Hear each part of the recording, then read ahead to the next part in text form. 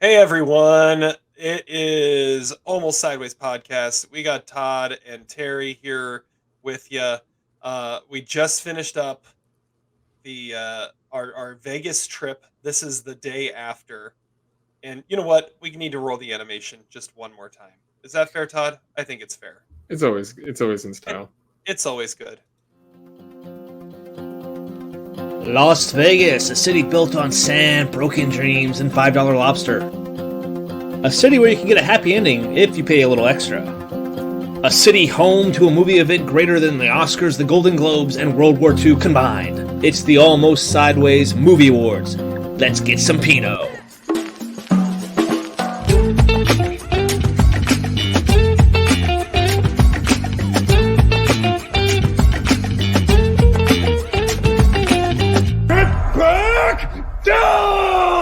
That cage Yeah. clip, I might just need to pull the audio and put it on the soundboard because it's just great. It's an attention Shout grabber.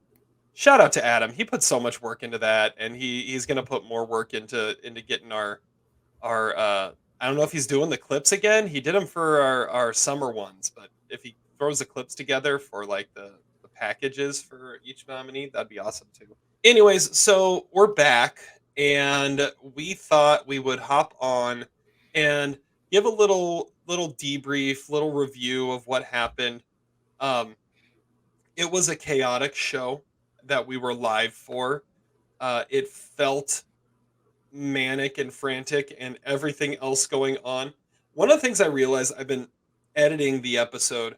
It's live on it was we went live on YouTube and all the social medias and stuff, but editing through it, when we're all actually in the same room, we can't help but have more than one conversation going on at once. Oh yeah. Especially the way we were set up, which is why that was not how I originally had designed it, but it was kind of necessary given the lighting, I think, is what we decided. The lighting, But yeah. but yeah, I mean, and we can't give Zach his own computer. No, Zach should be unplugged, especially when he has a big bet riding on the first half of Nebraska.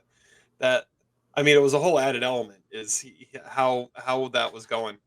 But it we were relying on hotel Wi-Fi, LVP of the trip, hotel Wi-Fi. The video ended up kind of grainy. The audio was skipping around a little bit. So I thought, you know what? Todd and I usually do a debrief and like dig into the stats of what happened a little bit. Let's just hit the record button. Let's get it out there. Let the people decide, and go with that.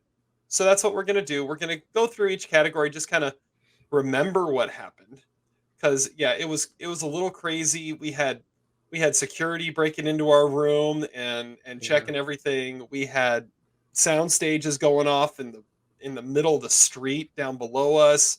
I mean, it was chaos. So and then There's a as soon save as we scene. finished, all the wives showed back up and were starving. So we didn't even get a chance to really we didn't even get a chance to do like our regular post podcast talk afterwards. They just like it was like we were done. So I did talk to Adam. He knows this is going on because he spent the flight home. I spent the flight home working on the graphics of everything that's going to be posted on the website. He spent the flight home digging through and putting together all the stats from the Pinots that have happened so far and what popped up. So we'll go over that as well. Well, let's start looking at some of these. I thought we go through our debated categories and just kind of give a few thoughts, looking back on it, remembering what happened. So let's see here. We're gonna start with. I'm just gonna go down the list. So we'll start with the most disappointing film. And it's just kind of in order of like alphabetical order here. So disappointing film was a Merlot we handed out, and the winner was Asteroid City, beating Freelance, Next Goal Wins, Oppenheimer, and You Hurt My Feelings. What I loved about some of these categories like this is the winner ended up being the consensus pick because it was the only one that we could like all say we all saw and all kind of agreed on. Yeah. I mean, well, Zach with Oppenheimer on here is kind of ridiculous. But Yeah. And this is why we like this category too. Like we have 3 movies with like very good reviews, and but there's only 4 of us, and we still have that much varying opinion. Yeah, I was liking the idea that Oppenheimer might lead in nominations simply because it was going to be nominated for every Pinot and every Merlot. Um, but I don't think it did. I don't think it did. Yeah, this was an interesting category. Like you said, varying levels of where we were at here. I liked Adam throwing Freelance on there because it was a screwed up mystery movie he saw, and it could have been something better. But Yeah. I love that we gave this to Asteroid City because I don't know why, but everybody loves that movie, and Yeah. we just don't see it. We just don't. I think all of his shorts this year were better than Asteroid City. Yeah. Well, moving on. Next, we've got the biggest douchebag award, which we had Zach doing Zach things on this one, but the winner went to Glenn Howerton and Blackberry, who is one of 2 people who could win multiple Pinots this year. We don't know yet. Zach nominated the Andes Mountains for destroying the plane in Society of the Snow. We've got Aspen Bell and Old Dads, Akshay Khanna in Polite Society, and Franz Rogowski in Passages. I think we definitely picked the right winner. He was definitely the douchebag of the year. Who was our non-negotiable here? I don't even remember. I think it was Franz Rogowski from Passages. Yeah. Because I picked Howerton, Zach picked the Andes, you picked Old Dads, and Adam picked Polite Society. Yeah. I mean, this is a good category. I mean, this is the one category I had the most options for, and I didn't have any of those written down except for the one. Oh no, I had 2. I had Rogowski and the one I chose. Other than that, none of them were chosen. So. You didn't have Glenn Howerton written down? I don't really see that as a douchebag. I mean, he's an asshole. I don't know about a douchebag. That's always a fun one. And this is part of the tripod of depravity, which is always fun to talk about. All right, next category, we got favorite minor character. One of the best categories here. This was awesome. So we've got Marshawn Lynch winning for Bottoms, which I think that was the one debated award we knew was going to happen before we ever started. Then to bust out Baron Davis and Joyride, I completely forgot that was a thing. I was kind of mad that Adam pulled out Simu Liu for Barbie because I think, he's fine. But Alan is a much better minor character from that movie, and I wasn't going to go with 2 Barbie characters in this. But it did get Hana Skagula a second nomination. Do you know who she is yet? Oh, I didn't go look it up. Okay. And then, of course, Snoop the dog. You like the spelling there? Snoop the dog. Yeah, we have 2 athletes, a dog, Snoop the dog. Yeah, this represents our podcast well. I think it does. And so I did mention Rick Fox in this category too, which, I mean, because anytime the athletes are great actors, I guess. Baron Davis was such a riot. Either that, or we just love recognizing them, pulling them out whenever they show up. Yeah, Baron Davis. Like I said, I forgot that was a thing, but it had to be Marshawn, right? I mean, there was no other option there. It had to be Marshawn. So, all right, moving on. The most Nicolas Cage performance. See, we gave it to the bear from Cocaine Bear.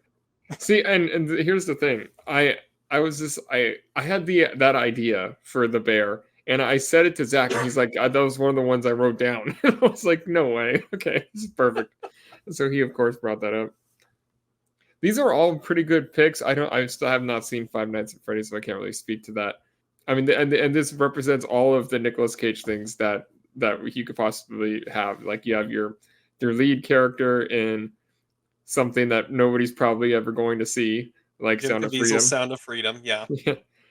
And then you got Willem Dafoe inside, Nicolas Cage. Your weird art, your weird art movie by himself. doing something crazy with as a bear. I don't know about Matthew Lillard, but it seems like something just he'd be in because he was yeah, in a movie just like that. random minor character in some weird slasher. Yeah. Yeah, and of course, Mark Ruffalo in Poor Things. That would be a step out for Cage, but I could totally see him playing that type of persona. I think my comment during the recording was I feel like Mark Ruffalo is kind of doing a British Nicolas Cage impression in that movie. Just in the way he delivers his lines. It's just ow. It's a very that was my pick. And once I thought of him, like, yeah, that's Nicolas Cage. Like, if Nicolas Cage were to make a movie where he was making fun of Nicolas Cage, it would look like Mark Ruffalo in Poor Things. So I yeah, like it. it's a great category. I love that we have this category. Moving back into the tripod of depravity, we have the most punchable face. I had to go find the actor's name because part of it is the fact that it is this actor, Austin Dean Eisenberg, as Ric Flair in the Iron Aaron Claw. Aaron, what did I say? Austin.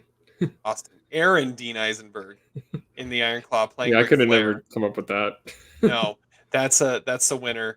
Then we have a director of a movie because why not? Thank you, Zach. We've got so Wes Anderson for Asteroid City had to pop up. Dane DeHaan and Dumb Money is a great shout out by Adam. I loved that call. I went with Brendan Fraser, Killers of the Flower Moon, who definitely probably would have beaten Matt Damon in the Matt Damon What Movie Are You In award for this year. I think we got to make that a Pinot next year. And then the Heron in The Boy and the Heron. I agree wholeheartedly with that pick. It's a great one. I had him all over my depravity list. So I was like, man, he's got to be represented somewhere. And this was one of the last categories we did, I think. It was, yeah. It popped up later. It popped up later for sure. Yeah, Ric Flair. I think the real Ric Flair would even take this as a compliment. I think so. Next is in as we go through alphabetically is our quotes. So our winning quote was "Stick to your plan, anticipate, don't improvise, trust no one" from The Killer. It's a great one. It's a really good quote. I think we came up with some really good quotes. The other quotes we've got "I'm from Waterloo, where the vampires hang out" from Blackberry. I thought that was a good one too. It's all the line delivery. It is all in the line delivery for sure. We've got from Fast X, "Cursing is for song lyrics, stub toes, and cannon cars." That's a good one. Zach pulling out the profound one from Past Lives, the one moment he was profound in the entire episode. "You dream in a language I can't understand." Which is I think he busted out one of those. Boom! That's how you do it. Yes, the one moment he had to be profound, he busts out a Zachism to end it. And then the last one is mine, Teenage Mutant Ninja Turtles Mutant Mayhem. "Maybe one day everyone will love us like they love Ferris Bueller." Few things describe our podcast quite as well as that quote. Well, yeah, and that I think we reviewed that movie on the week of a deep dive, and both of us still had that as our quote. Yeah. Like, yeah, that was a good one. It is one of those perfect ones. It's just like, yep, writing that one down. Mm-hmm. But I mean, this one or the Killer would have been great choices. The Killer one is just it's a cool and it's a recurring quote, so I get why we went with that one as the winner. One of the bigger debated categories we do. If there's ever a way to do this by nomination, I think it would be worth it. But I don't know if you could really pull off best scene as a nomination, because I think we would have 40 different scenes that would pop up. But Sure. Our winner was a final scene in Past Lives, which really just represents many, many scenes in Past Lives that could have been on this list. You guys gave me crap for putting the "I'm Just Ken" dance sequence on here, but my word, that sequence is like the most insane, ridiculous thing that happened all year. Godzilla attacks Giza in Godzilla -1. Neither of us have seen it or know what that's about. I still need to see all the John Wick movies. So the fight on the stairs in John Wick Chapter 4, Dinner with the Expert and the Killer. I think that may have been the runner-up. I think we even said it was the runner-up. Yeah, probably. Well, I mean, I think Adam and I, if it was just Adam and I, it would have been the John Wick one. Because when I said that, he's like, "Oh yeah, that is the best scene of the year." Like, he had no complaints. But yeah, you guys don't watch John Wick, so we were never going to choose that. Well, in kind of a similar vein, I think one of my honorable mentions for it was the alley fight in Mission Impossible: Dead Reckoning, where it's just Yeah. this crazy close quarters extended fight scene that just doesn't seem to want to end. But it sounds like the John Wick one just goes that much further. Well, it's not. They're not stairs really. They're steps. They're like outdoor steps. They're not. It's not like it's not really that close quarters. But Not he's like a just stairwell. Yeah, no, it's not. It's, yeah, I mean, I could see how you could have thought that it'd be like that, and because I mean, it's not really close quarters like that. It's more just like hand to hand combat and like weapons and everything as he's like trying to make his way up this thing to get to the top. All right, next one we've got Biggest Stickman finishing off the Tripod of Depravity. Our first female stickman, Stephanie Shu for Joyride. I still don't agree that was the winner, because it should have been Sterling K. Brown for American Fiction. Zach, all right, this is one thing that Adam and I talked about later that we didn't fully realize. This is the category that Security interrupted. And we had just gone to Zach for his pick. And I don't even remember Bradley Cooper. I don't even remember him saying that. Yeah, because it was like as he was said it, the knock came at the door. So security came in. There was an event going on outside. They were running like a half marathon, 10K, 5K. All that was going on right down on the strip underneath our window. And after several tragedies that have happened in Vegas, they send security to every room facing the strip when there's a big event like that. Make sure everything's good. So they show up in the middle of this category. We're live streaming an awards show. And so there's just a couple security guards walking around the back.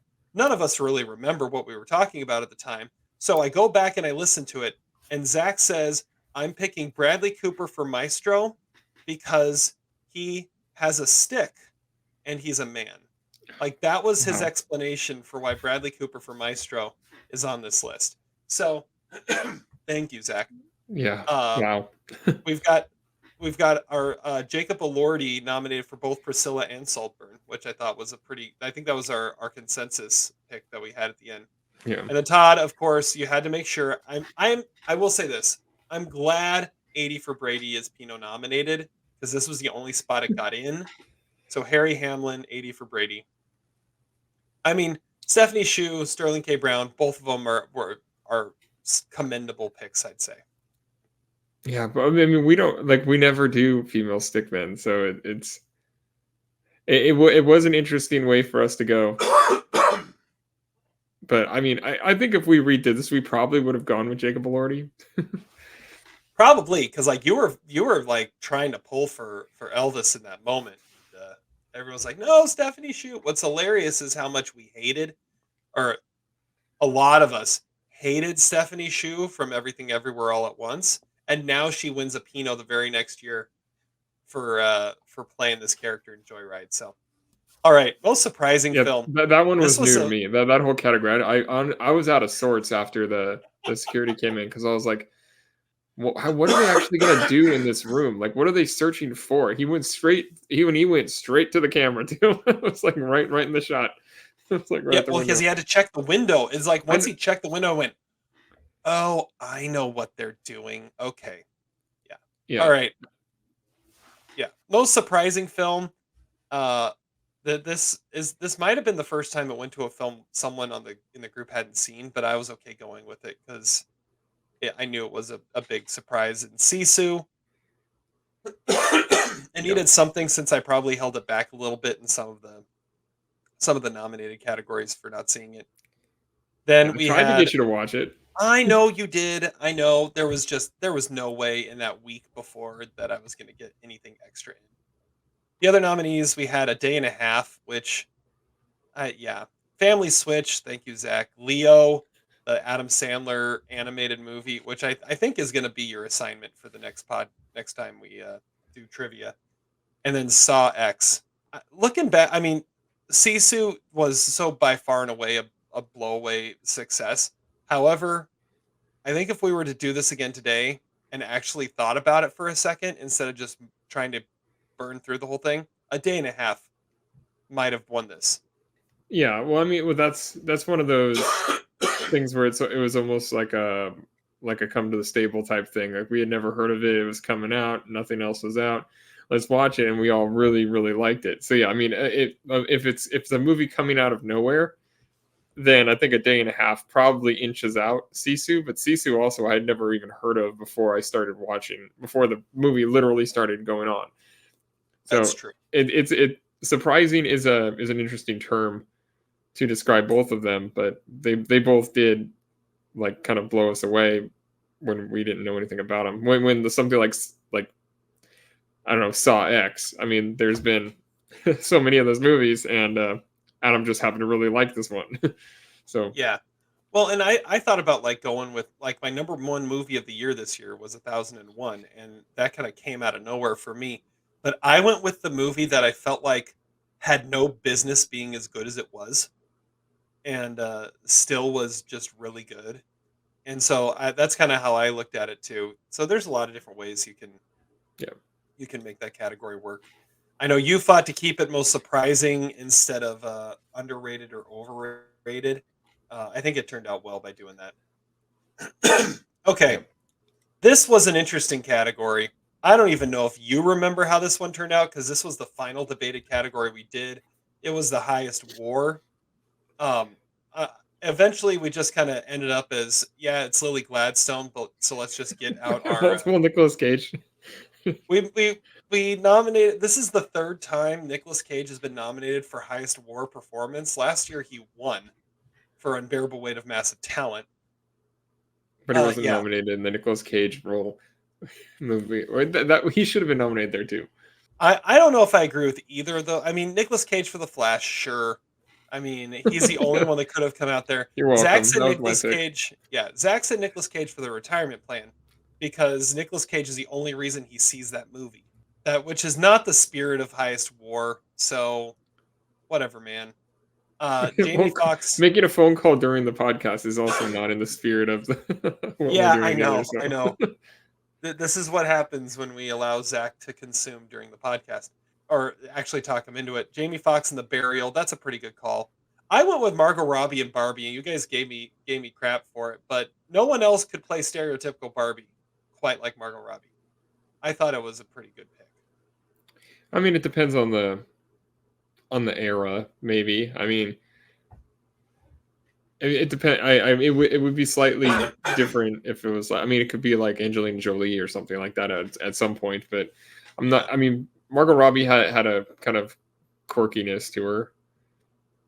It was a decent pick. It's just you were heavy on Barbie. And Zach even said that he's like, "What the hell was up with Terry and Barbie?" Because it's a top 5 movie for me, and I thought there was so much fun that you could have with it in these categories. We're deep diving that when we get a chance to. I'm just throwing it out there right now. Okay, maybe the 1 year anniversary, we'll deep dive Oppenheimer and Barbie.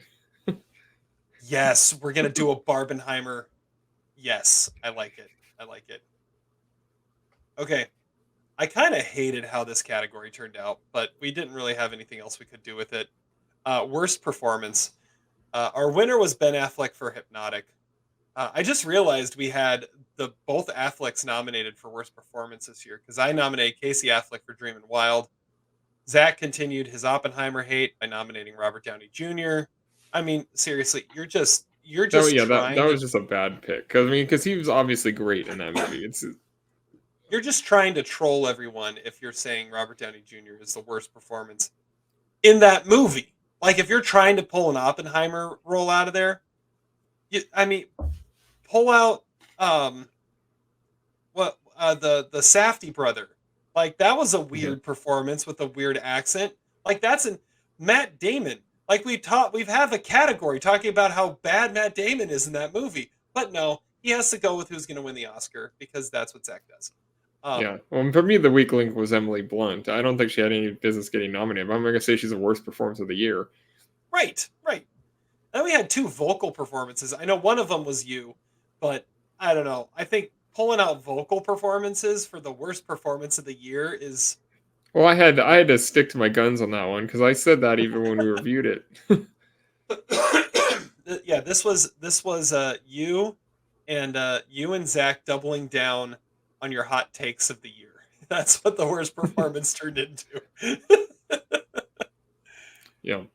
And then the only one that we actually agree, and Adam go with Seth Rogen in Mario Brothers. I mean, fine, but you're gonna go with a guy who's got like a he didn't have even that big of a scene. So Seth Rogen, whatever.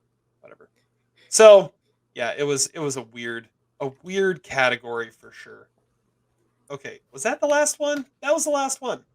So let's see here. We're gonna go next to the new category of the year was the most watched YouTube review of a 2023 movie. Adam tabulated this, kept it from the rest of us. Like I didn't even know. Well, one category I didn't know that was revealed. So here's how it all went down. I don't remember if you remember this at all, Todd. So his number 10 was Indiana Jones and the Dial of Destiny. Number 9 was The Zone of Interest. Number 8, Sisu. Number 7, Saw X. Number 6, Sympathy for the Devil. Number 5, Society of the Snow. Number 4, Johnny. Number 3, Passages. Number 2, Fallen Leaves. And number 1, The Exorcist Believer. I do remember this because Adam had the wrong title typed out for Sympathy for the Devil. Yeah, yeah. But I remember saying it was interesting that you had an Adam only review number 1, a Zach only Yeah. review number 2, a Todd and Terry only review number 3, and then a random Polish Netflix movie number 4. Yeah. That is interesting. And these were only full length videos, right? These weren't shorts. Right, the shorts didn't count. These were full length reviews. Yeah, it is the most random spattering of titles you're ever going to put together. And that's almost sideways for you right there. Right there. That's what almost sideways does for you. Okay. Well, now we're going to get into our main nominated categories. This is where the fun really happens. Where we're going to look at the nominees, we're going to look at some of the stats, and we're going to let you in behind the curtain, full transparency here of how all the voting went. We usually hide this. Mainly, we hide it from Zach, and let's face it, Zach's probably not going to listen to this. So, because it would affect his voting. But we want to see how the voting went, where it's going to look.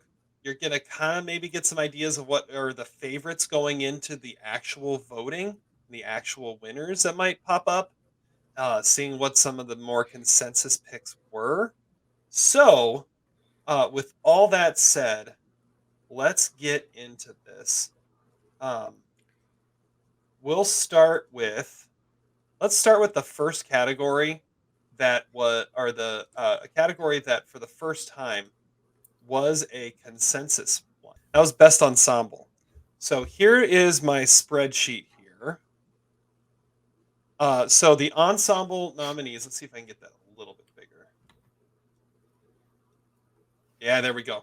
So our ensemble nominees were Air, Barbie, The Holdovers, The Iron Claw, Killers of the Flower Moon, and Oppenheimer. Can you see that all right, Todd? Yeah. Okay. So when we do this, we always, the way I tabulate is I take our top 10s and I go 3 different ways to kind of give me some insight into what should be at the top. But the one that kind of carries the most weight is the third one, where which is Todd's idea actually, where I look at the whoever has it the highest, and then has is on other people's lists. So we've got one that looks at um, position on lists and how many lists, and really preferences how many lists it was on over anything else. The second one weights how high it was on a list a little differently. So if it's like first and 10th, it will get a little higher than something that was 6th and 7th. So, and then you have the one that is passion and also agreed on by others. So, looking at this,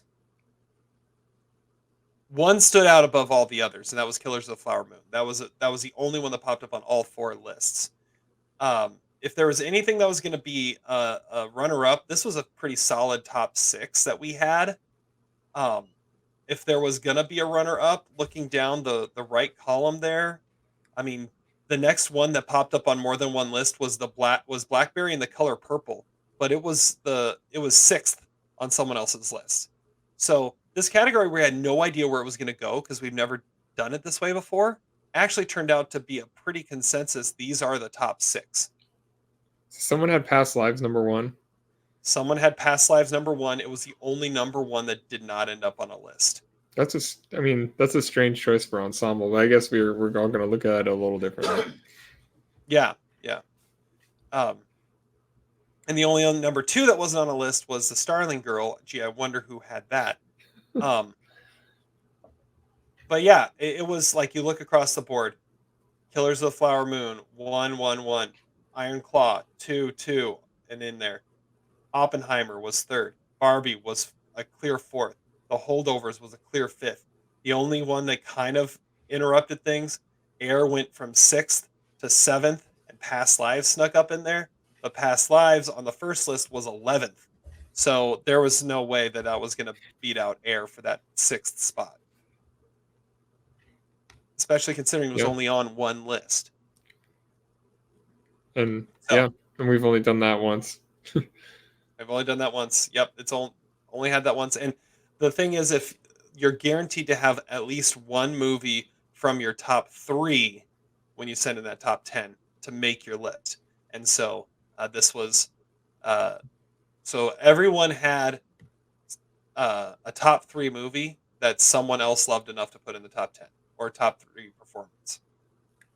Well, I just think this category is interesting because this is I think as much as any other category, we were like fell back to what the consensus movies of like the year are, kind of like these are the main hitters in like the Oscars and stuff, except for Air, which is an obvious ensemble. So like that's interesting that it's a category we've never done, and that's how we end up taking it. That is an interesting point, but at the same time, like Air, we had Iron Claw in there. Like those are 2 movies that got 0 nominations. But yeah, the other ones are the heavy hitters. But again, like I had Barbie, and I put Barbie pretty high. I didn't put that in there because it was, a big hit. I put it in there because I think it's a great movie, and that movie works because of every piece in it. Like that is an ensemble movie if there ever was one. So yeah, but what I'm saying is that it's something we've never done before, so we don't really know how to rank them necessarily. And so in that uncertainty, we ended up looking a lot like how like other people vote in other categories. That's fair. Air's only nomination here, by the way. I guess I didn't realize that. Yeah, it didn't get in anywhere else. I thought that was interesting. Let's move on. Adapted screenplay. This is another one that was a pretty consensus here. Or no, wait. No, this was the most contentious one for 6th place. So the nominees were American Fiction, Are You There, God, It's Me, Margaret, Blackberry, How to Blow Up a Pipeline, The Killer, and Killers of the Flower Moon. I remember you made the comment that we only got to K on this one, which was pretty funny. The top 5 were like solid. You can see there on the right side. Blackberry, Killers of the Flower Moon, American Fiction, Are You There, God, It's Me, Margaret, How to Blow Up a Pipeline. Or no, hold on. No, the first 4. Blackberry, Killers of the Flower Moon, American Fiction, Are You There, God, It's Me, Margaret. Those were like solidly in. Then you had the next 4 were How to Blow Up a Pipeline, The Killer, Dumb Money, and Oppenheimer. And I even texted you like blind resume, don't know what you're talking about. Look at these resumes. What would you go with? And the way I saw it, The Killer was obviously in because it popped up 3rd on someone's list and was on 3 lists. So like the being on 3 lists kind of put it in. Those 3 were the tricky one. And so I went with How to Blow Up a Pipeline, left off Dumb Money and Oppenheimer. I thought The Killer was obviously in. It finished fourth in the first one. It finished fourth in the second one. It was on 3 lists, so it got in. So now you got Dumb Money, Oppenheimer, How to Blow Up a Pipeline. How to Blow Up, they were all only on 2 lists. How to Blow Up a Pipeline was someone's number 2. Dumb Money and Oppenheimer maxed out at someone's number 3. So Dumb Money was 8th, and then this kind of tie for 6th. And then So- Oppenheimer was 6th, 5th, and then this tie for 6th. So how would it have been affected if Zach put Falcon Lake in the right category? Oh, that's a great question. I don't know. Because he I hated don't this know. category too. I think we all agree this category is incredibly weak. Like I had like 6 or 5 or 6 that I really liked, and then I was just like, okay, I'm just putting movies down now. So How to Blow Up a Pipeline was 9th, but was someone's number 2. So I went with The Passion because it was either How to Blow Up a Pipeline or Oppenheimer. And one of the things we say is if we're going to go with something that's going to make us unique. Yeah, that And so definitely is that a unique one. I kind of went with the unique vibe to it by throwing that in. Otherwise, it was going to be another nomination for Oppenheimer. So when we got Wishy Washy, I went with that. It's funny, that's the only category I think or one of the only categories I put Oppenheimer in. It was adapted really? screenplay. We had 3 movies that were on all 4 lists. Killers, Margaret, and Blackberry were on all 4 lists. Killer and Across the Spider-Verse were on 3 lists, but Across the Spider-Verse topped out at being someone's number 6. Yeah. So it wasn't going anywhere. I think it was 2 people had it it looked like, so yeah, it was 5th, 6th, and then way down the list. It was just interesting. It was interesting how it all worked out. But that was the tightest race of all of them. I can see that now. I would have loved to get Dumb Money in there, but that's just not how it fell. All right. Yeah, I thought that was going to be one that we all kind of had on there because it was a weak category, and we all were pretty cool with that movie. Original screenplay. This was a very, very consensus look here. So you had Anatomy of a Fall, The Artifice Girl, The Holdovers, Past Lives, The Starling Girl, and 1001. Only one of these was on all 4 lists. This one, let's see here. Only Artifice one of Girl, these stars a man. That's interesting. Artifice Girl, Holdovers, 1001, Anatomy of a Fall, and Iron Claw were on 3 lists. So Iron Claw was right there looking at maybe getting into that 6th slot over the Starling Girl. But Starling Girl was 7th on the other lists. So when you combine together The Passion, Iron Claw was actually an 8th on the other list. So because the highest it popped up on anybody's list was 5th.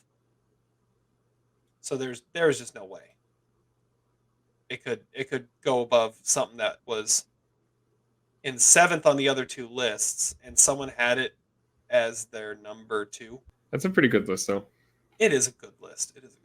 Supporting actress: Danielle Brooks for The Color Purple, Lily Gladstone, Killers of the Flower Moon, Sandra Hüller, the Zone of Interest, Rachel McAdams, Are You There, God, It's Me, Margaret, Sarah Montpetit for Falcon Lake, and Divine Joy Randolph for The Holdovers. Another one where Zach pulled some category fraud because he had her nominated in actress, but we never even talked about that one. Which one? Sarah Montpetit. Oh, that's right. Yeah. He had her nominated in lead, but Still got in. You had 2 of these were on all 4 lists: Lily Gladstone and Rachel McAdams. 2 were on 3, and that was Divine Joy Randolph and Sandra Hüller. The first 4 looked pretty secure, at least the first 3. Gladstone. So we had Jodie Foster first. I had Jodie Foster for Naiad first. Wow. The more I thought about it, I just loved that performance. But Gladstone, McAdams, and Divine Joy Randolph were pretty solidly in. The other 3, I mean, I really had to dig. So Danielle Brooks was 3rd on someone's list and had a multiple. Then to get another multiple, I had to go all the way down. Like Sarah Mon Petit, the highest she popped up on anybody's list was 5th, but it was the next one. That's right, there were only 7 performances that popped up on multiple lists. Yeah, that's wild. And so the one that got left out was Cinda Nichols for the Artifice Girl. Yeah, see, I know. I didn't know how high you were gonna have her on there. I was like, man, I was thinking, I hope he has her in his top 3 or something. See, Sandra Hüller. So Cinda Nichols actually popped up higher. She was 6th on somebody's list. Sandra Hüller, this is where the other lists really mattered. Sandra Hüller, the highest she was on anybody's list was 8th, but she was on 3 lists. So when I'm talking about someone who was just like was 2nd but wasn't on as many lists, that's one thing. When you're talking, okay, we can go with the one that's in 6th or the one that's in 8th. Well, the one that pops up on multiple lists is the one we're going to go with. Yeah. So that's why Sandra Hüller got the nomination over Cinda Nichols. But yeah, only 7 had overlap in any way. I'm surprised I'm the only one that had Tilda Swinton for the killer on my list. I would have liked to see her pop up on at least one other one. I just think you need a little bit more screen time. Supporting actor, I think, all right, we led off with supporting actor, and I think it was the coolest category we have. Because it just went all sorts of sideways and really weird, but I love it. I love how it turned out. Almost sideways. Almost sideways. So when the first thing I say in the entire show is Josiah Cross for 1001, like, we're going to be having some fun. Yeah, Zach didn't even remember who that was. Yeah. Well, someone nominated a different performance from, or no, yeah, he nominated Lucky. That's right. But yeah, we got Josiah Cross 1001, Robert De Niro, Killers of the Flower Moon, Milo Machado Grainer for Anatomy of a Fall, Jonathan Majors for Creed 3, Jason Momoa for Fast X, and Holt McCallany for The Iron Claw. I mean, first, what are your thoughts on that category? Now, looking back on it, realizing this is what we did. I mean, it's fantastic. We have multiple franchises that are getting nominated here for in categories that they probably wouldn't normally. And yeah, I mean, from the moment we saw Fast X, we were like, that's got to be a nominee from us later this year, because we all agree, like, he is amazing in that movie, Jason Momoa. So I kind of knew Jonathan Majors was going to get in, because I'm pretty sure Adam loved that performance too. Yeah. So you're the only 2 that have seen it. So yeah, I mean, this is a really cool list, and performances that aren't really getting heralded other places other than De Niro, of course, which I think is consensus one of his best performances in like 30 years. Is the only one that was on all 4 lists. And that makes sense. But yeah, I mean, it's cool that we're spotlighting performances that aren't getting love otherwise. Like Josiah Cross, I don't even know if he's gotten a single mention all award season, but he was one of the standouts of that movie for me, and one of my favorite movies of the year. Yeah, I went back and rewatched it recently to make sure it was going to be my number 1 of the year. Yeah, me too. And I always, when I first watched it, I wasn't sure about the twist ending. And then when I watched it back, I was fine with it. And part of why I was fine with it is because it brought about the scenes with him realizing what his life is and what it has become, and that it's not what he thought it was going to be.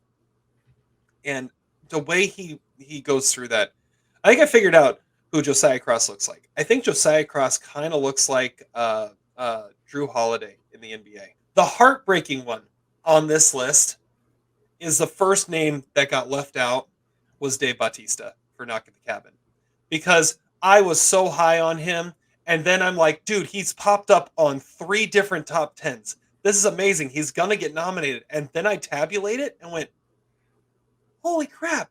And like, he barely missed 2. Only 5 people were on all 3 lists. De Niro, McCallany, Milo Machado Grainer, and Jason Momoa were the only ones that were on all 3 lists. Oh, and Dave Bautista that were on 3 of the 4. But then you had two performances that had the passion behind them in Jonathan Majors and Josiah Cross that were only on 2 lists. So when it came down to it, you look over here, 1, 2, 3, 4, and you've got Momoa and Machado Grainer. It came down to which of these three, they had pretty much the exact same resume. Bautista, Momoa, and Machado Grainer. They were on 3 lists, and they topped out on someone's list at 3rd. So was McCallany that much higher? Like McCallany was on, yeah, because he was 2nd on somebody's list. And he was like, if we were just going off of the nominations, De Niro was the top guy. McCallany was number 2. Like consensus. Like those were the only 2 consensus spots. But then you had Milo Machado Grainer, who was 3rd and 4th on the other 2 lists. Majors and Cross had to be in because they were number 1 on somebody's list and were on multiple lists. So Milo Machado Grainer, 3rd and 4th. Bautista, 5th and 5th. And then Momoa was 4th and 4th and 9th. So that was the trick. It was like, and so Milo Machado Grainer at that point is in. So this is the thing. It came down to who's getting the 6th spot, Momoa or Bautista. I just want to see that fight. 2, it's like these are the 2 most almost sideways guys, and one of them has to miss. And honestly, what it came down to was Jason Momoa had to be on this list. Yeah. He had to be on this list. And yeah, there would have been questions about why he wasn't, especially after showing that he made 3 lists, and and even Zach was like, I mean, yeah, I probably should have had him on there. Yeah, like if Zach had him on there, it was over. But the fact that Bautista popped up on 3 lists too, like the fact that it came down to those 2 was it just sucked. It just sucked. So, yeah, unfortunately, Dave Bautista gets left off. But for a while there, like I'm tabulating and I'm typing him in, I'm like, he's gonna make it. He's gonna make it. Like 2 moments, I started cheering out loud as I was tabulating. One was when I saw Josiah Cross pop up on another list because it meant he was going to get in. And 2 was when I saw, yeah, thank you. And 2 was when I saw that Dave Bautista was on 3, and then he didn't even get in. That's unbelievable. That never even crossed my mind. Like, I mean, I didn't necessarily like the movie, but I definitely wouldn't have nominated the screenplay or the acting. But that's the only one. Like the only one I even considered was Jason Momoa. Or not Jason Momoa, Dave Bautista. I'm getting him confused now. This was by far the most fascinating category, and it was the first one.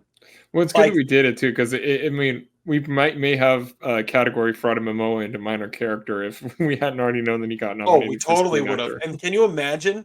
Can you imagine if? Well, he's borderline lead in Fast X. He is, but that's the thing. But he needed to be nominated somewhere, but I'm like, I don't think he really fits into a lot of these categories. He's not really douchey. He's not really a stick man. Like he could have been nominated for the Matt Damon "What Movie Are You In?" No, you know what? He would have fit in the most Nicolas Cage performance. Yeah, that's like true. We would have made sure he got in there. Yeah. Like he is very Castor Troy in this. But yeah, he did get in, which is good. Okay. I'm really curious to see how we once you guys see Creed 3, I'll be curious to see how this actually stacks up, and because I have no idea how we're actually going to rank these now.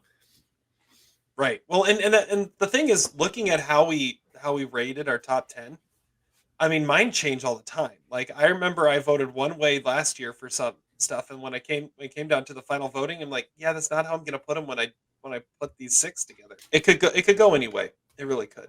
Actress, we've got Abby Ryder Fortson, or There God It's Me Margaret, Sandra Hüller, Anatomy of a Fall, Greta Lee for Past Lives, Lily McInerney for Palm Trees and Power Lines, Eliza Scanlon, The Starling Girl, Teyana Taylor for 1001.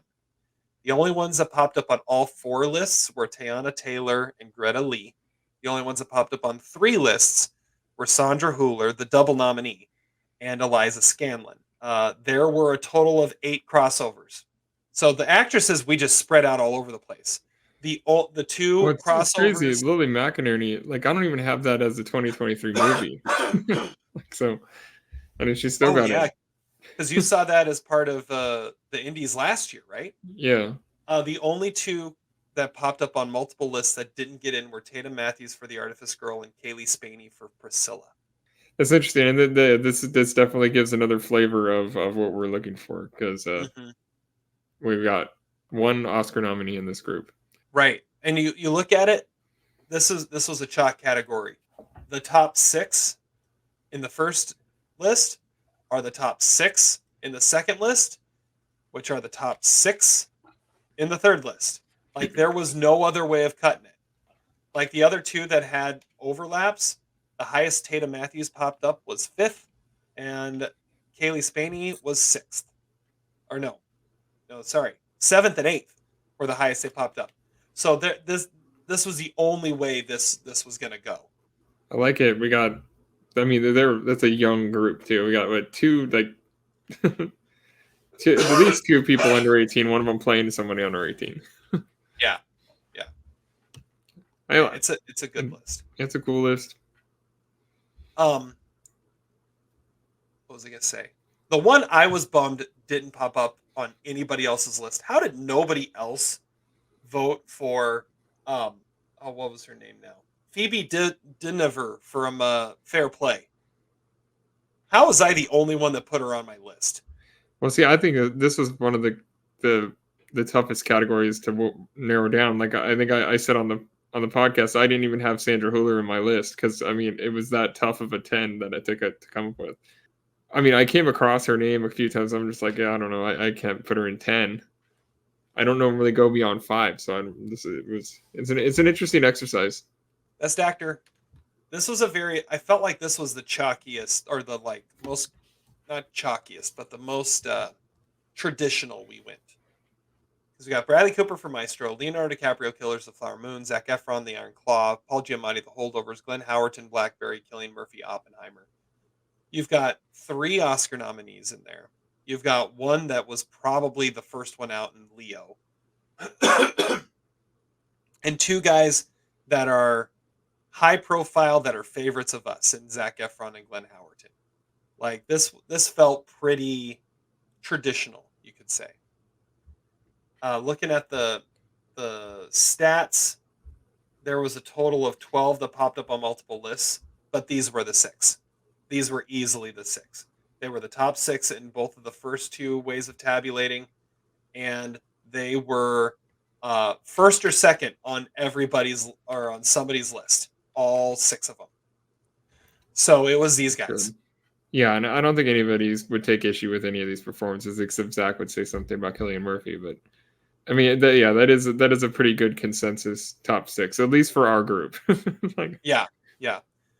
Because nobody else is considering Glenn Howerton in his correct category, which is Best Actor. 7th was Barry Keoghan. 8th was Coleman Domingo. 9th was Dominic Sessa. And 10th was either Ferris or Joma Tomila. Ferris from A Day and a Half, Joma Tomila from Sisu. Yeah, So. that's one you have to give the qualifiers for because Ferris. Jorma Tomila was only on one list. The other ones that were on 2 lists were Franz Rogowski for Passages and Paul Dano for Dumb Money. Director, this was an interesting group too, because when it starts out with Charlotte LeBone for Falcon Lake, then you got Christopher Nolan, Oppenheimer, Avery Rockwell, 1001, Martin Scorsese, Killers of the Flower Moon, Celine Song, Past Lives, Justin Triet for Anatomy of a Fall. Glazer, it looked like, was hovering around 7th, but like the first way I normally tabulate, these were the top 6. Second way that I tabulate, these were the top 6. And then the third way, which is the more important one, 1, 2, 3, 4, 5, 6. Like the lowest on that list was A.V. Rockwell for 1001. The highest she was on a list was 5th, but she's on all 4 lists. She's in. The highest she was 5th, and it was your number 1 of the year. That's interesting to not highlight. The directing. I feel like that's not. Yeah, there were other like more impressive directing feats. That was more of, I felt like more of like a screenplay acting feat than a directing feat. I don't know. I had that pretty high, and it wasn't even in my top 10. But I mean, I thought the directing was spot on, and it was felt very authentic, and I credit that to the directing. But Yeah, that's a good point too. Adam did the same thing. Godzilla minus one was fifth on his list. So, mm, um, another one that just so it looked like Jonathan Glazer and J.A. Bayona for Society of the Snow were the next two that could have been in there, but this was another consensus list. It was these six. Let's look at picture. This picture kind of, if I remember right, picture was kind of interesting. So picture we've got Anatomy of a Fall, The Artifice Girl, Blackberry, Falcon Lake, The Holdovers, Killers of the Flower Moon, Oppenheimer, Past Lives, The Starling Girl, and 1001. So there are a few things that stand out right away here. There were some big heavy hitters in a lot of the nominated categories that missed here. Like Are You There, God? It's Me, Margaret had 2 acting nominations, a screenplay nomination, and missed picture. The Iron Claw had 2 acting nominations, a screenplay, and ensemble, missed picture. Or no, I think it missed screenplay. It missed screenplay, didn't it? Yeah, it missed screenplay. It just missed. It was probably 7th. Yep, it and Air were 7th. So that might have been telling. But yeah, it was kind of interesting that you had these that didn't quite make it in. So we give our top 25s to make this list of 10. Only 3 movies were on all 4 top 25s. Killers of the Flower Moon, 1001, and Are You There, God? It's Me, Margaret. So, like, how doesn't it make it? That's interesting. So it's 3rd on the first way of tabulating. You keep going down, and Iron Claw is 11th. So it's right there, right? It's got a shot.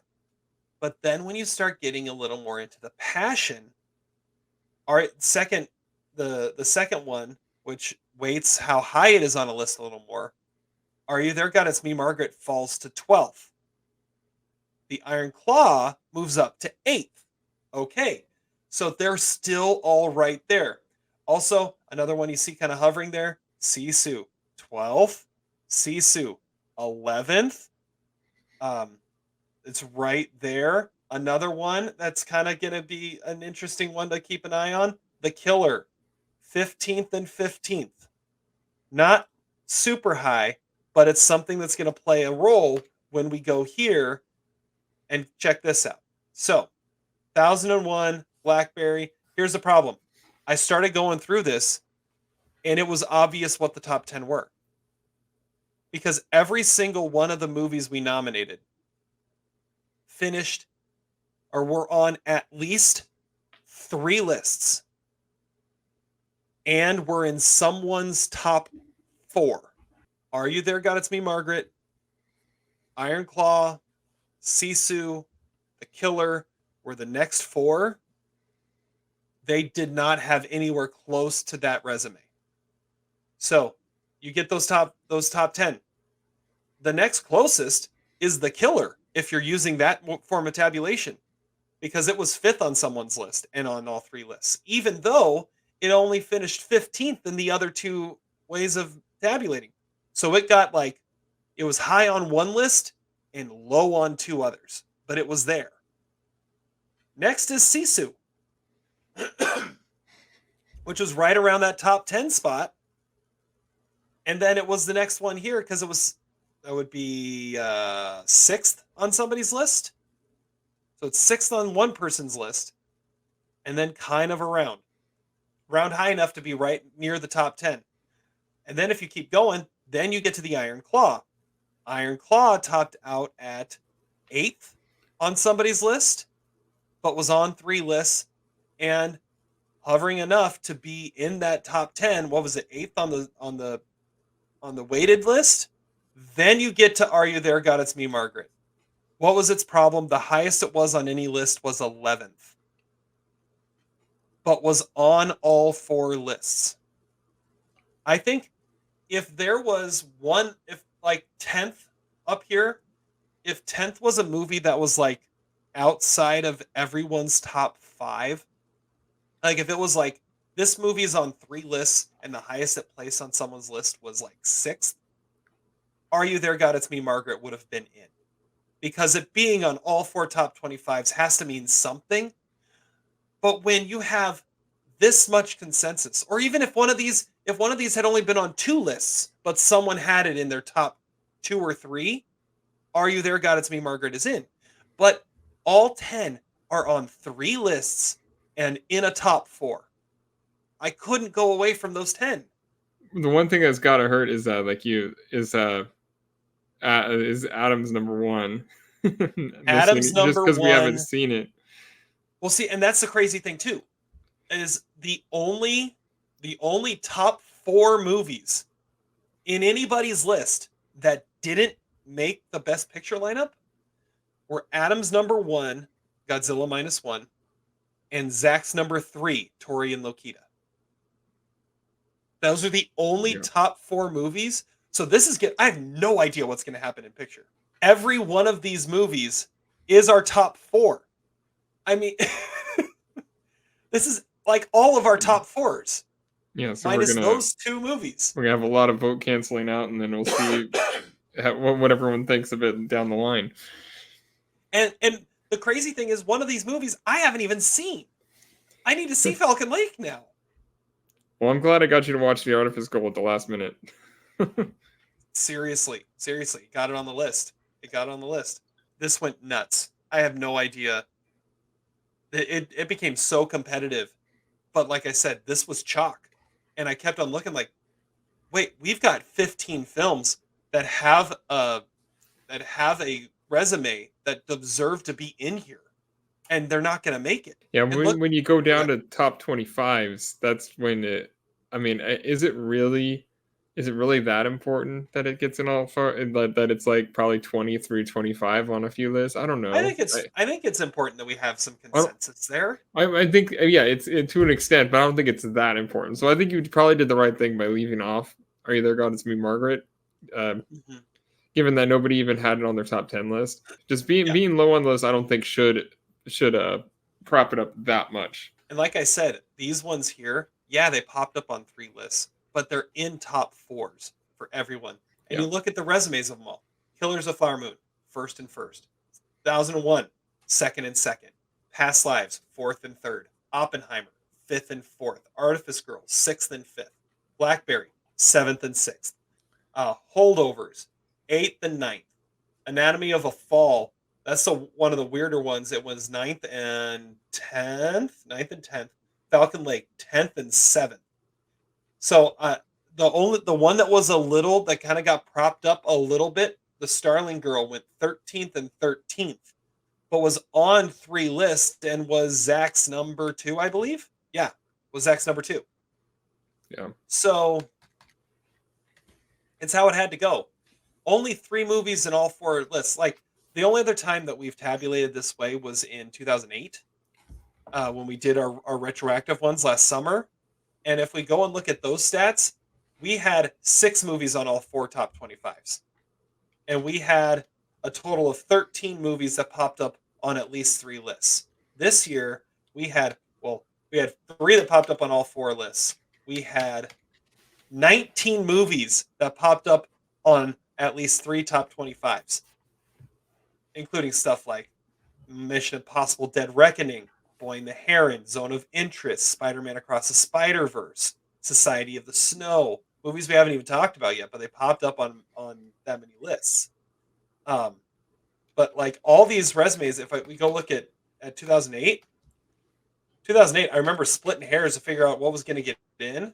I was trying to figure out, okay, we had a movie that was only on 2 lists, but was someone's number 2 that got in Chop Shop.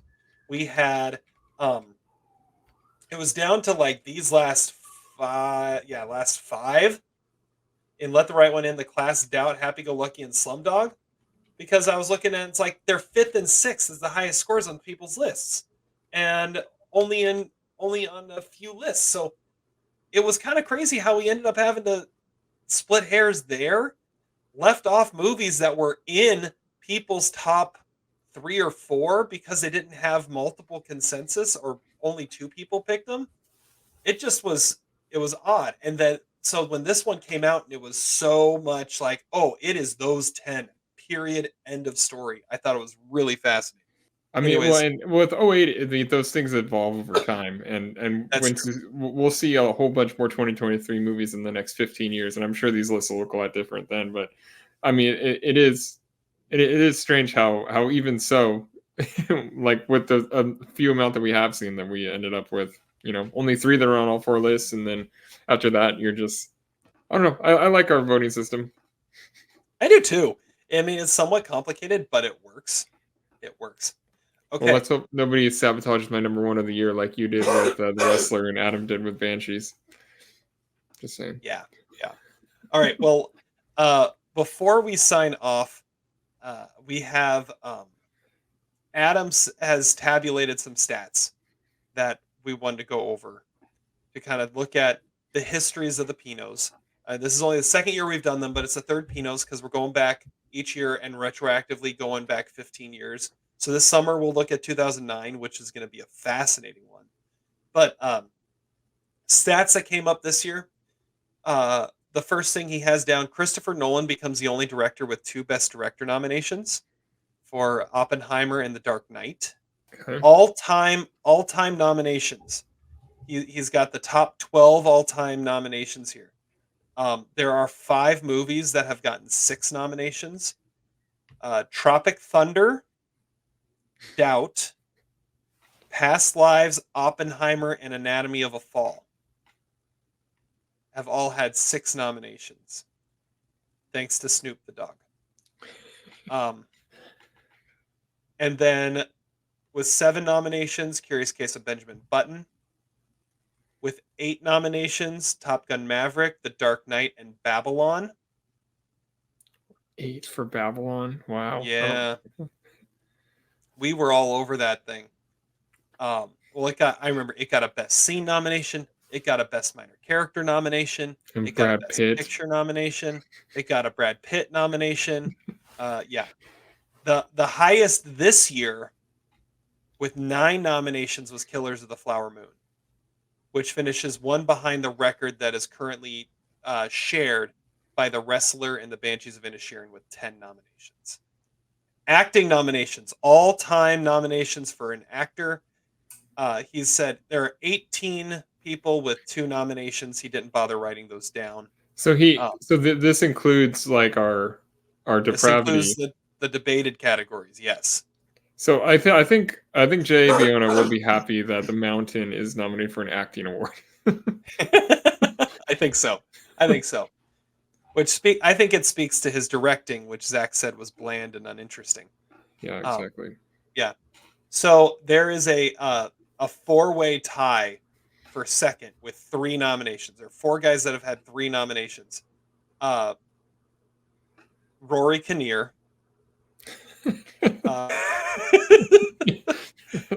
It's beautiful. Nicolas Cage, who has been nominated now 3 times for Highest War. Not even for Best Actor. See, No, I had him in for Best Highest Actor War. the last 2 years too. Well, we have a category dedicated to him. He deserves to be on this list. Mickey Rourke has 3 nominations. Colin Farrell has 3 nominations. Those are fairly legit because he got nominated for Best Actor for Banshees and for In Bruges. And I don't remember where the third one popped up. I think his character in Bruges might have been like douchebag or punch in Yeah, the face. there goes Like douchebag. Yeah, because Mickey was nominated for what? Stickman, Highest War, and Actor. Yeah. And the all-time leader in acting nominations as of right now with 5, Brad Pitt. Wow.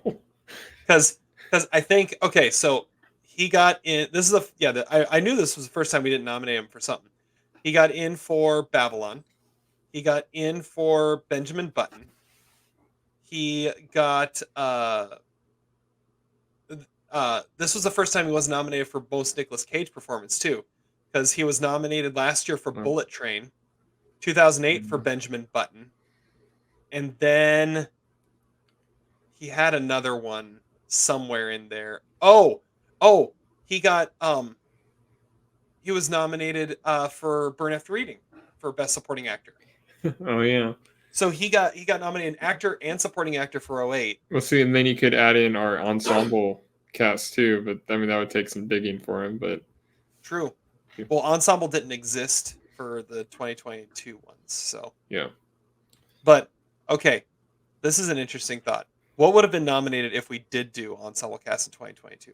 I think it's fair to say that there's two movies that instantly pop into my head. Well, three.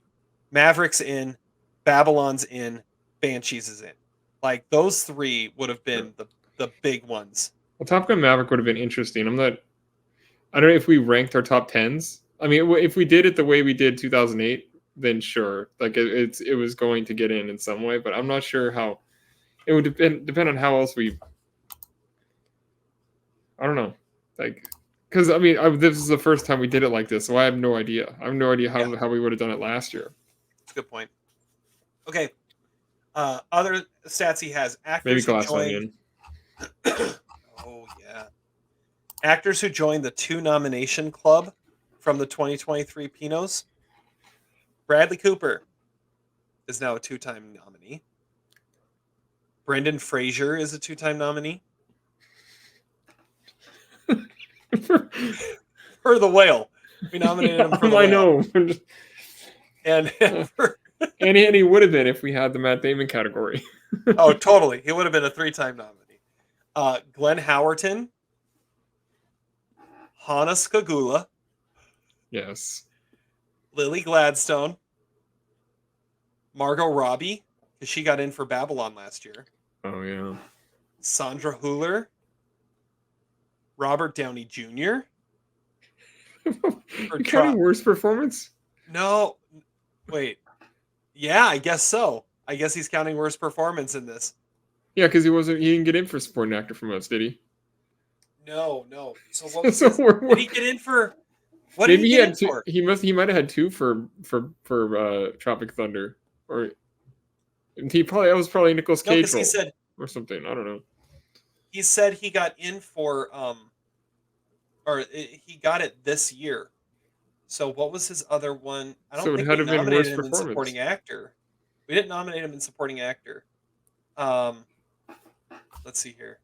I'm thinking he might have been nominated twice for Burn After Reading. Oh, I nominated him for Stickman for Iron Man in 2008. So he didn't get 2 this year then, or he didn't get 1 this year. No, his worst performance was his second. But he didn't get nominated for Tropic Thunder? No. Are you sure? He missed. No. Yeah, I guess he didn't. Yeah, I'm looking at it right now.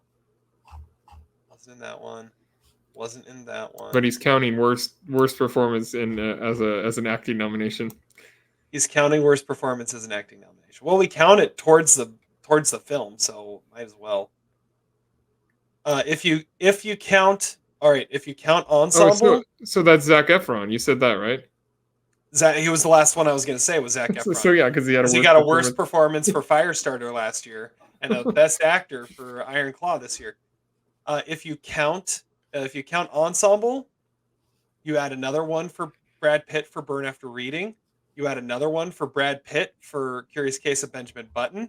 You add another one for Robert Downey Jr. for Tropic Thunder. Yeah, because those were all in that list. Okay, other stats here. Yeah, Zac Efron was the last one on that list. Lily Gladstone and Glenn Howerton, with wins in their acting categories, could join Mickey Rourke and Colin Farrell as the only actors with 2 wins. So that's interesting. Yeah. Well, and Colin Farrell's their actual. Colin Farrell won Best Actor for In Bruges, didn't he? Or no, it was Mickey. That's right. So he won. Yeah, he won. I think he won Douchebag. I think that's what it was. I think he won Douchebag. Yeah. Zac Efron went from a worst performance nominee in 2022 to a Best Actor nominee in 2023. The miscellaneous nominees, animal/location/miscellaneous nominees. We have now nominated 2 dogs: Snoop the dog from Anatomy of a Fall and Marley for Best Movie Death and Marley and Me. Oh wow! going there. We have nominated 2 mountains, the volcano from Fire of Love and the Andes from Society of the Snow. We have nominated 1 bear for Cocaine Bear. We've nominated 1 bird for The Boy and the Heron. We have nominated 1 set of testicles for Jackass Forever. We have nominated... Aaron's balls. That was a great one. We've nominated a sports team for EO, and we have nominated a family for Funny Games. So, there's that. Most movie wins. Still the leader is Top Gun Maverick with 5. The Wrestler has 4. Dark Knight has 3. And then tied at 2 is All Quiet on the Western Front, The Banshees of Inisherin, Doubt, In Bruges, and Tar. 1 win for either Blackberry, Iron Claw, Killers of the Flower Moon, or Past Lives of What's Left could get them into this list. So, a slim chance. Oh, this is an interesting one. Movies with a slim chance to join the above list with 2 voted on wins. So, if these movies win 2 of the voted on awards that we are going to still need to do, Oppenheimer, The Holdovers, Falcon Lake, The Artifice Girl, Anatomy of a Fall, The Starling Girl, and 1001 all have a chance to still win 2 Pinots this year because their categories have yet to be decided. Oh, this is fascinating. Which year had the most movies nominated? What do you think is... How do you think we rate between 08, 22, and 23? What year has had the most movies nominated? What years had the least amount of... I would say the most would have probably been 22. The least would have probably been this year. In 2008, we nominated 53 different movies. Wow, that's probably the most. 2022, we nominated 55 total movies. I'm the most. 2023, we nominated 64 different movies. I guess I didn't realize we were going that deep. Yeah, I didn't realize that either. So those are some great stats from Adam. Yeah, All good right. job, Adam. Anyways, good job, Adam. Once again, knocking it out of the park here. This debrief is now half as long as the actual awards. And we didn't get interrupted by security, just your kids. With just my kids. No security. Just my kids saying goodnight. And now it's time for us to say goodnight. Like I said, this was a conversation we were going to have anyways. We just decided to turn the camera on and hit record and see what happened. So yeah. Any last words, Todd? No. I got nothing. I like Catch my you on banner. MJ. We should do this more often. Las Vegas, a city built on sand, broken dreams, and $5 lobster. A city where you can get a happy ending if you pay a little extra. A city home to a movie event greater than the Oscars, the Golden Globes, and World War II combined. It's the Almost Sideways Movie Awards. Let's get some Pinot.